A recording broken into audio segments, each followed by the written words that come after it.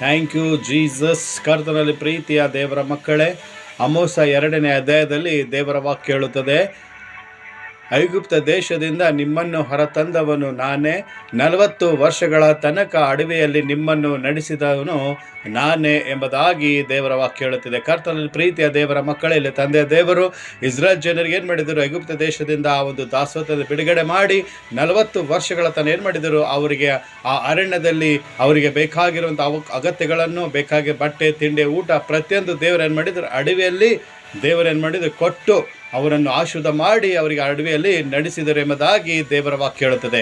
ಕರ್ತನಲ್ಲಿ ಪ್ರೀತಿಯ ದೇವರ ಮಕ್ಕಳೇ, ಇವತ್ತು ನೀನು ಕೂಡ ತಂದೆಯ ದೇವರ ಯೇಸು ಕ್ರಿಸ್ತನ ಮೇಲೆ ನಂಬಿಕೆ ಇಟ್ಟಿದಾಗ ದೇವರು ನಿನಗೂ ಕೂಡ ಆ ಒಂದು ನಿನ್ನ ಜೀವನದಲ್ಲಿರುವಂಥ ಕಣ್ಣೀರು, ಕಷ್ಟ, ರೋಗ ಎಂಬ ಐಗುಪ್ತ ದೇಶದ ದೇವರು ಬಿಡುಗಡೆ ಮಾಡಿ ನಿನಗೆ ಗೊತ್ತು ಆ ಅಡವಿಯಲ್ಲಿ ಆ ಇಸ್ರಾಯೇಲ್ ಜನರಿಗೆ ಪೋಷಿಸಿದ ದೇವರು ನಿನಗೂ ಕೂಡ ಏನು ಮಾಡ್ತಾರೆ?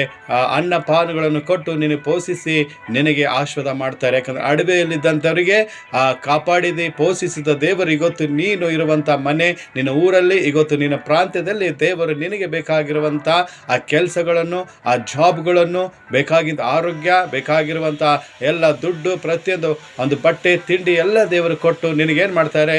ಪೋಷಿಸಿ ಆಶೀರ್ವಾದ ಮಾಡ್ತಾರೆ. ಅದಕ್ಕೆ ಕರ್ತನಲ್ಲಿ ಪ್ರೀತಿಯ ದೇವರ ಮಕ್ಕಳೇ, ಇವತ್ತು ಆ ಕರ್ತನ ಯೇಸುವಿನ ಮೇಲೆ ನೀವು ನಂಬಿಕೆ ಇಟ್ಟಿದಾಗ ದೇವರ ಈ ವಾಕ್ಯದಂತೆ ನಿಮ್ಮನ್ನು, ನಿಮ್ಮ ಕುಟುಂಬವನ್ನು ಆಶೀರ್ವಾದ ಮಾಡ್ತಾರೆ. ದೇವರ ಈ ವಾಕ್ಯದಂತೆ ನಿಮ್ಮನ್ನು ಹೆಚ್ಚಾಗಿ ಆಶೀರ್ವಾದ ಮಾಡಲಿ. ಯೇಸು ನಾಮದಲ್ಲಿ ತಂದೆ, ಆಮೇನ್.